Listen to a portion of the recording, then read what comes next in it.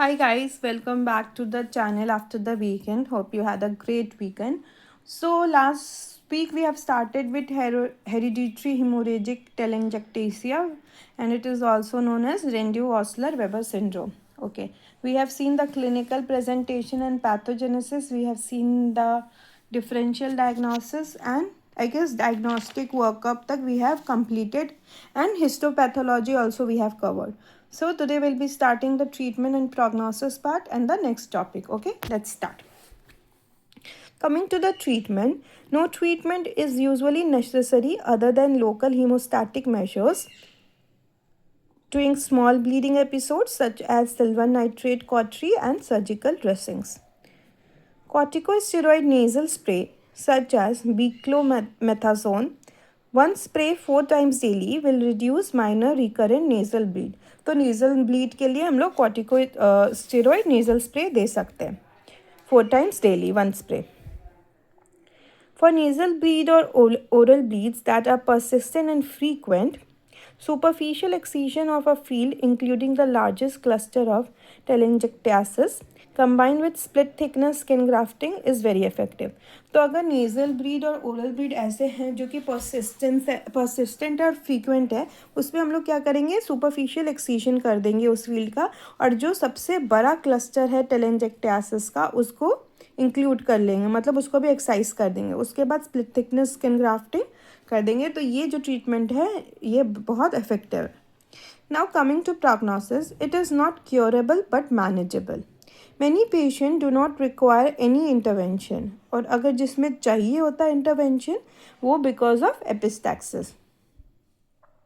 Okay, recurrent bleeding point should be treated early as worsen with time. और recurrent bleeding point जो भी है उनको जितना जल्दी हो सके उतना जल्दी ट्रीट कर देना चाहिए. Those undergoing skin grafting gain the best long term reduction of bleeds. ये हम लोग पढ़े अभी जस्ट कि इट इज़ वेरी इफेक्टिव. तो इनका जो प्रोग्नोसिस होता है वो बहुत अच्छा होता है.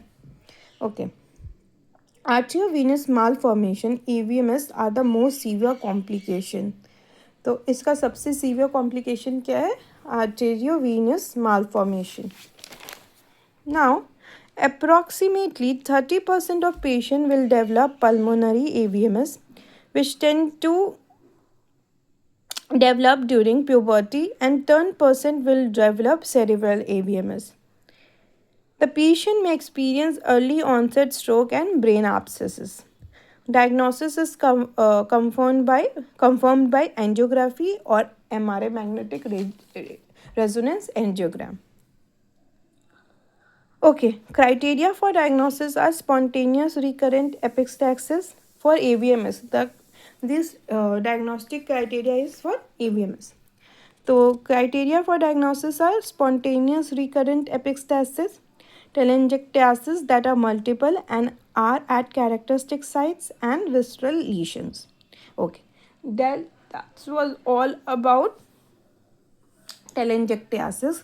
Now starting the sixth one, that is encephalo-trigeminal angiomatosis, that is also known as Sturge-Weber anomaly. तो ये जो सिंड्रोम है ना वो नाम से पूछते हैं. जैसे पहला वाला ऑस्लर सिंड्रोम था, उससे पहले हेक्स सिंड्रोम था, अभी है स्टर्ज वेबर एनामली. तो ये सिंड्रोम के नाम बहुत इंपॉर्टेंट है. ये तुमको कॉम्पिटिटिव एग्जाम में भी पूछेंगे, वाइवा में भी पूछते हैं. क्लिनिकली तुमको ये डायग्नोसिस आना चाहिए क्योंकि पेशेंट आते हैं डेवलपमेंटल एनामलीज के साथ. लेकिन ये जो सिंड्रोम नेम है that is important from the exam point of view. Now, ETA is not a genetic inheritable defect but a disturbance of fetal development in uterus and in utero, an anomaly that is present from birth. So, it is an anomaly which is present from birth. It is not a genetic inheritable defect. Most notable clinical manifestation is an ipsilateral facial angioma that ends abruptly at the midline in most areas and thus seems to follow the distribution of trigeminal nerve. तो सबसे common clinical manifestation या सबसे notable clinical manifestation क्या है ETA का, ipsilateral facial एंजियोमा.